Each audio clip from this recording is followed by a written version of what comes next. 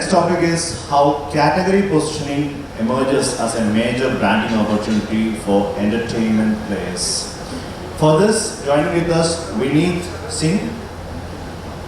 Yes, Vineet is the head brand marketing and communications at Pocket FM. He has 18 plus years of experience in working with companies like Google, WeWork, Byju's, and he loves telling stories. So, Vineet, over to you. Now that you know my name, I don't need this. So I'm Vineet. I work as head of brand marketing communications at this company called Pocket FM.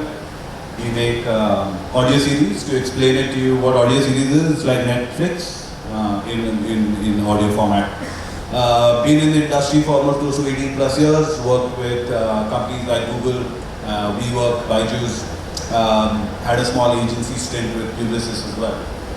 So that's me, and like I said, I'm here to talk about category positioning, especially in the entertainment world. One of the key challenges that the entertainment world faces is exactly this. We've got so much of options, so many options, and we don't really know what we should be watching or what we should be consuming at all points of time that you want to be entertained. You have brands like Netflix, almost 15,000 plus titles globally. You have Spotify, 100 million tracks, almost 11 million podcasts. You have Instagram, where you can consume short format content, which is a huge hit nowadays with the world. And then you have platforms like Twitch, which is obviously specializing in categories like gaming. I was just doing some research for this deck, and I realized that on YouTube, which is a free platform, I mean, if you're not using the premium piece, we have almost close to 500 hours of video uploaded daily, right? Which means that everything that was uploaded today on YouTube, you take about almost 82 years to consume just today, if you want to watch all the videos that are uploaded on YouTube. And everything that exists on YouTube, then I think you take about 18,000 years. How do you compete like that? And it's not just about users, right? It's not about consumers. It's actually about brands. How do they capture the attention, right? When you're a brand that wants to make money and they or have a mission of entertaining people, how do you grab the right attention from people? And that's where category positioning plays a huge role, right? The need, obviously, like I said, consumer decision paralysis. I mean, how many times are you sitting at home, you order from Zomato or Swiggy, and then you're switching through channels? For earlier, it used to be television, where you used to keep switching, and now it is about Amazon Prime, Netflix, Sony Live, or whatever you have, right? So that's essentially a big challenge. Intense competition, which I've already spoken about. Everyone's making content nowadays, from people who have a mobile phone to super HD camera. Everyone's making content, and they want you to consume it. How do you differentiate yourself in a really crowded market? If you thought mobile phones was a crowded market, content is a bigger crowded market. It's a huge play, like I told you, and the brands I mentioned are just not even like 1% of the content brands that exist in the world today. And then content fragmentation, right? There's different kinds of content. There's horror, there's romance, there's multiple genres. So that's why the need of category positioning is so important. How do you go about creating an ecosystem where you attract people based on the category rather than just pure play content? Because everyone's selling good content. No one's gonna come out and say, hey, listen, I'm Netflix, I make bad content. Everyone's making great content. So there are a few different levers of category positioning that I'm going to be speaking about, and then jump into, and please feel free to interrupt me when you have questions. So building a unique content brand is extremely important, right? It's a mix of strategy, mix of creativity and authenticity, right? You have to go out that's the first step. Build a mix of extremely unique, build a unique content brand, and then build your brand narrative around it, right? And two people who've done that well is obviously Apple TV. You know, Apple TV doesn't come out and say that I just have good content. They say I have premium quality content, exclusively curated for you. They're priced a lot higher. They collab with stars across the world, like Jennifer Aniston, Steven Spielberg, Oprah Winfrey, who curate shows and content specifically for Apple TV. So they've gone and said, listen, I am a content brand which does premium quality content. You pay me higher for it, just like all my other products. But I am going to stick to premiumness, and that's the category that they've gone and captured. And then obviously I had to suddenly plug my brand in. But what we've done is build a category in audio, right? So what we are saying is, if you like audio, you come to Pocket FM. In audio, you have multiple formats. You have music. I'm sure all of you get bored by listening to music at some point of time. You can't listen to music 24/7. You have podcasts, and there are tons of them in India right now. I don't know, I get bored listening to podcasts. I mean, after some time, Gyan thoda zyada ho jata hai. And you're like, okay, that's it. But there was nothing for entertainment. That's what we had created. You go and get pure play fictional entertainment on Pocket FM, right? So essentially what we've done is we've gone and captured the category called audio. And we said, hey, listen, if you like audio and you want to be entertained, come. So that's the category positioning from capturing from a content perspective. Or you go out and do specialized content specific for a certain audience, and I take you through a couple of case studies for that as well. Let me interrupt you. Yes. Really, you said that 18,000 years will take to search the total YouTube. Then my question is regarding within the ecology of busting content boom, how the decision paralysis could be done away with? Sorry, I didn't get it. You said 18,000 years of content. Yes, I did. Yes, say that. yes. In a year of content booming content, certainly they could have decision paralysis. What to watch? Even every spectator, every watcher is in a dilemma to watch which category is helpful. So what is the way out? Any ranking system of traceability or any visual appealing ranking? That is my question. Okay, so if I've understood the question correctly, you said there's so many, let's say, content on YouTube. For a user, how do they break through the decision paralysis, right? I mean, it's based on choice. I mean, there's no technical or right answer to it, right? It's based on choice. Like for example, I could be someone, let's say, watching on YouTube. I really love watching sports content, right? So then for me, finding the right sports content and filtering down to what I really like to watch is going to be my choice. For example, so sitting here could be, he might be enjoying political content, for example, right? And he would want to filter down through that. So I think the decision paralysis on that many levels of content is going to be based on what your liking is. Don't let, and I know I'm diversing for the title, we're increasingly going into a world where content decides if you want to watch them or not. For example, Netflix comes out with a show, you might not be interested in that show, but because all your friends like it and they watched it, you want to watch it, right? So you want to move away from that. I think content choices are best when they're driven by your need more than the marketing needs of that brand or the amount of money they've spent. So going to targeting specific audience, I think, catch an audience and then create content for them. Or catch an audience cohort and just build this branded content piece for them. And I'll give you an example. I don't know if you've heard of Shudder, right?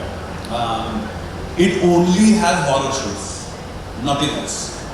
So there's people, if you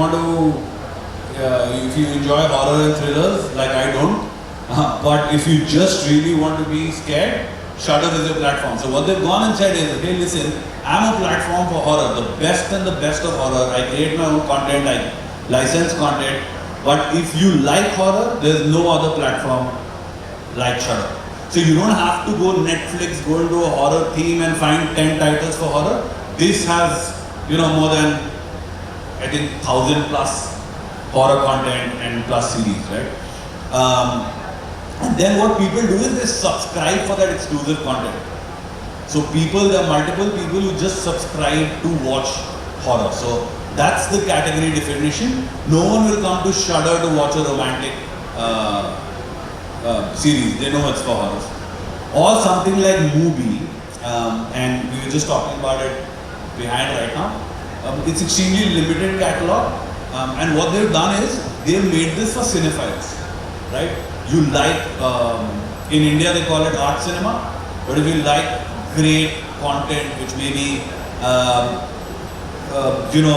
something more about just real cinema as they call it, right? So that's essentially what Mubi has been able to do. They've been able to create and name for them just in terms of a premium platform for cinephiles. So that's another way to do it, targeting a specific audience and then just going after it. Does that audience increase after a certain point of time? Will the brand make money? That will depend on how good your platform is. But overall, it just sticks to the cohort that they've built the brand around. Also, culture and social relevance, right? It's so important for today's brand identity, right? If you're not tapping into what's happening in the real world today, as a content brand, then you're missing out on something, right? And that's why you see when you look at content that is around you, right? When Amazon Prime launched in India, they did it with a show called Mirzapur, right? They made Mirzapur because relevantly they thought the Indian audience is going to associate with that a lot more. When you see Netflix, they've come in with content which was extremely US centric. However, now if you see their shows, they're a lot more Indian as you go. So essentially, tapping into culture and social relevance is another big one. Two people who've done this really well is TikTok and Twitch. I mean, TikTok obviously doesn't exist in India, but when it did, if you remember clearly, they were tapping into this whole short format content, but also of the content, the social relevance of people wanting a platform to be able to showcase their skills. That's what TikTok was all about, right? And that's where, from there, it's become what it is. It's obviously a trend incubator. Every trend that you see, even today in the world, originates from TikTok. They've gone and created, merged online and offline worlds really well. There's a lot of social campaigns that happen on TikTok. I'm not sure if you believe me, but they do. The Black Lives Matter campaign actually started from TikTok. So essentially, they're extremely good pioneers in tapping into the real world and the existing social norms of the society as of now. And then there's Twitch. I don't know if you've heard of Twitch. It's an amazing platform. If you've not ever visited Twitch, you should use it, try it. You get it in India as well. It's just a vibrant space for creators, for engagement and interactions, right? And that's essentially what they do. They also have a gaming section, but overall what they do is they just have live streaming on it, right? So people come and engage. So when you're creating content, you're creating on the fly. So when you're live on Twitch, it's not recorded content. So if I'm on Twitch right now, this is what goes live. So everything is a lot more real. Everything is a lot more on the moment, on the spot. A lot of gamers use Twitch while playing games. So you're playing games and people are watching you play games. They found a niche in this whole cultural relevance of being in the moment and people wanting to see what real-time, is real-time stuff that's happening. So they obviously do a lot of events. There are multiple stars on Twitch that are sitting on $millions worth of contracts just to showcase their life as it is or how they go about their life. So that's Twitch for you, tapping into the social relevance. And then leveraging content formats, right? And I'll give you examples. See, we are a generation that has a lot more money as compared to a few generations back. But we also a generation which has extremely low attention span as compared to a few generations back. I think Goldfish is 7 seconds. I think we are sitting at 3.5 seconds right now. We're always in the rush for time, right? Right now, I'm sure a lot of people are thinking here, like, why the hell am I even here? Listening to this guy talking. I could be on my phone doing something else. But essentially, our time span has reduced so much from an attention perspective that brands have to increasingly set up formats to attract that attention. If I'm able to, so I'll give you an example and forget about the content world, right? In an average day, you will come across about 750 unique brands every day that you're exposed to every day. You don't realize it, either reading the newspaper, traveling in a cab. 750 unique brands every day is what you are exposed to. But the ones that stick with you, by the end of the day, is the brand that talks to you or is able to communicate to you and capture your attention in that 3 seconds that you give them. So, a couple of brands that have done that really well is most of the OTT platforms. They've leveraged this whole form called seasons. If you go into the 90s, Balaji and Ekta were really famous. I don't know how many of you guys have watched them, but their shows always ended on a cliffhanger, right? Mihir died or didn't die, you'll only know tomorrow, right? And people were ready to wait. So their whole next day was planned around, hey, Mihir marta hai ki nahi. We are a generation that we like to see everything on the go. If today a series, I think Senna released last night on Netflix. It's a really good show, you should watch it. I watched all 7 of it all the episodes last night itself. And I was like, listen, I can't wait. So, we are a generation that likes watching all the content, but we also wait for seasons, right? So, if you take Mirzapur for an example, we waited almost 4 years for Mirzapur 3 to come out. In other words, it's pathetic than 1 and 2, but still, it is what you waited for 4 years to get season 3 out. So essentially what OTT brands have done really well is, and all of them have done well, is just tapping onto on-demand, but also calling them seasons or branding them as seasons and making sure that people are engaged and would want to wait. While I was talking about 3.5 seconds of attention time, you also have people who wait for 4 years for the next big show. So tapping into the whole concept of seasons has been done really well. Another one from audio series perspective, and not just us, anyone else who's doing audio series, I think no one else is, but whoever does it, is it's extremely easy to consume, right? You go about consuming audio, doing whatever you're doing. You don't have to be sitting in your computer, laptop, staring at a screen or staring at your mobile. You're actually in the gym, you're doing anything. Like you listen to music, you're listening to audio series and being entertained. So essentially tapping into that content format of seasons, or even tapping into something where series are 10 minutes or 15 minutes long, is a great way to capture category attention as well. Branding through tech and UX and now AI. I think tech and UX was the big buzzwords in the last 5 years. Now it's AI. But creating content with the whole integration of tech and UX that no one's been able to do. Are we able to do something like that, right? I don't know if you guys tried out Bandersnatch on Netflix. You could pick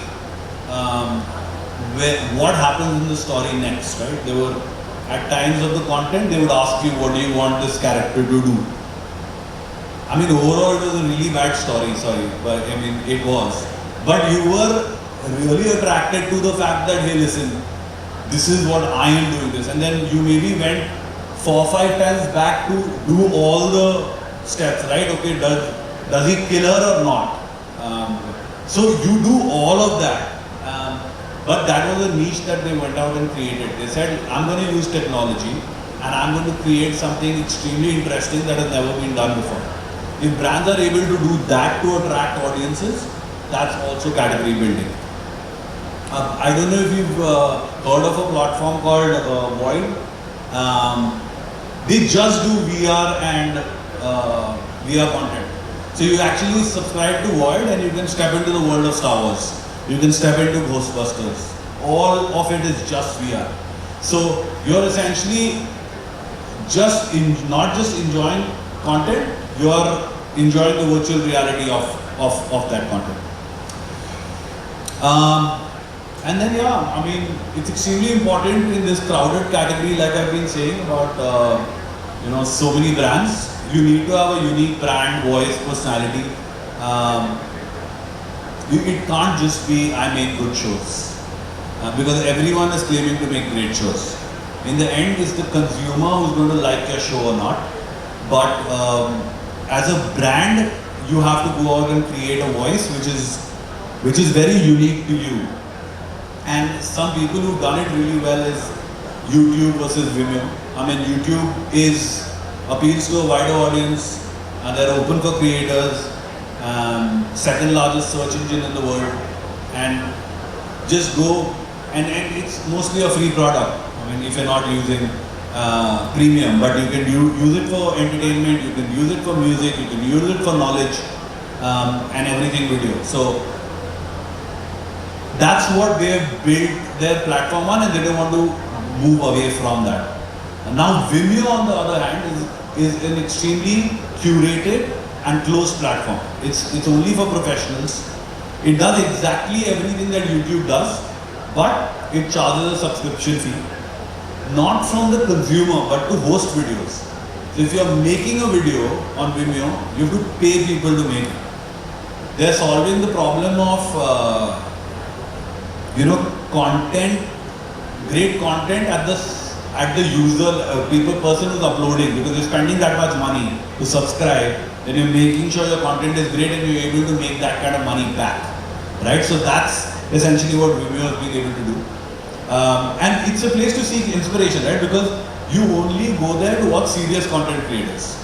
Not that YouTube does not have serious content creators, but it also has tons of not so serious content creators. Vimeo only has serious content creators. So you go there, watch that and leave.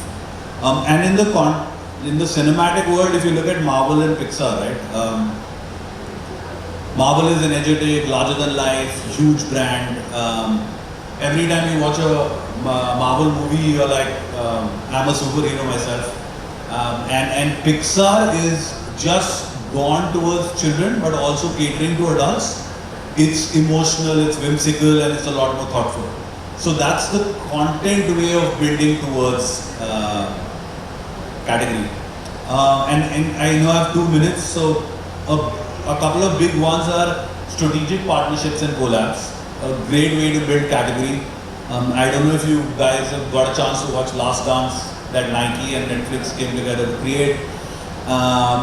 Huge way to be able to partner with iconic brands to create an attraction for your entertainment platform or even your entertainment content.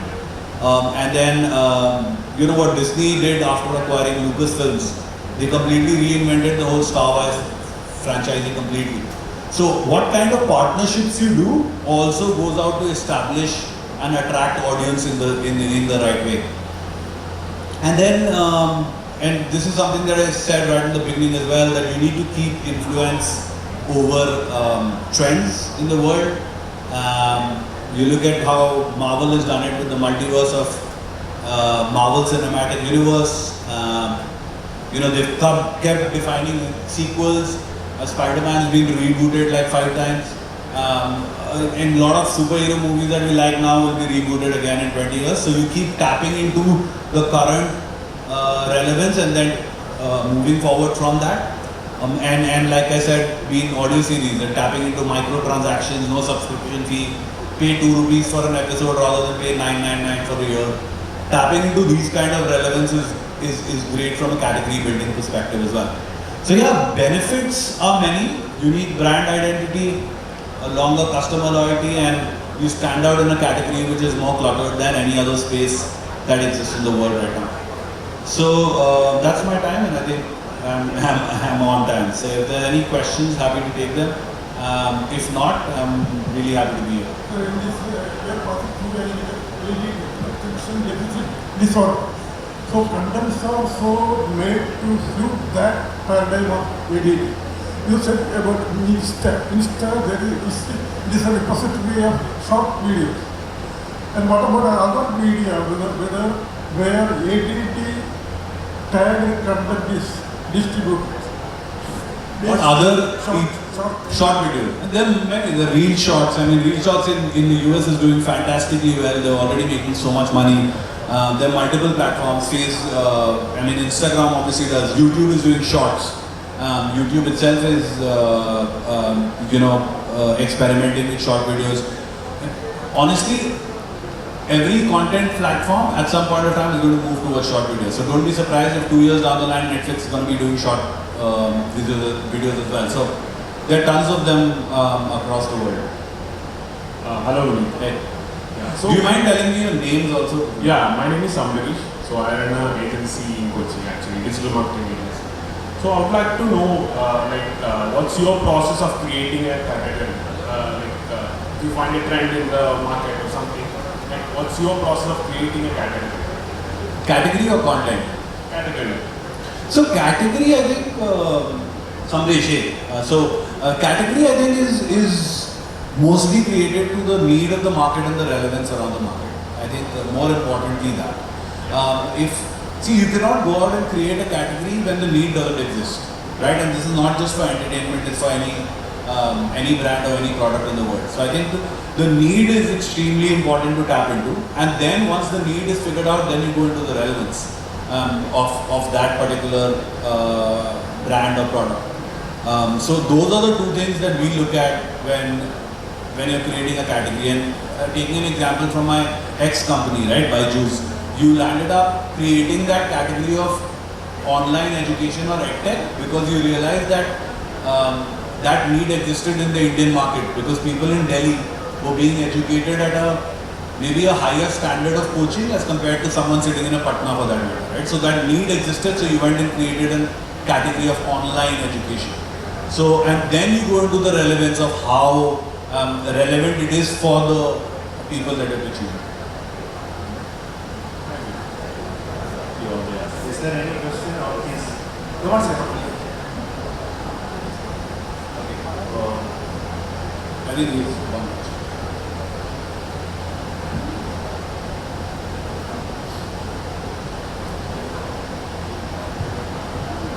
Hi, my name is Rahul. We're basically creating category for silver jewelry with lab grown, which is little rare in the Indian online space. So, what would be your advice in terms of creating content which will then eventually try to disrupt? Like, what is your thoughts on how to create luxury space? How do we go about it? Somewhere, if you can. Hey Rahul, so congratulations on building what you're building. I think in the content space, if you want to know what in the content space is going to be disruptive in the next couple of years, is going to be the more use of technology and AI. If you're able to, and we were talking about Bandersnatch, right? Essentially, Bandersnatch was still the first stage of experiment integrating technology and content. But I think if you're able to do that with AI, where you can really build a story around, like for example, if a content show has a different storyline because I'm watching it in different storyline, you're watching it, that's going to break the internet, break the world completely, right? So I think from a content perspective, that's the next thing to do. If you want to know also about in the luxury space what you should be doing specifically to attract audience, we'll talk about that when I get off the stage.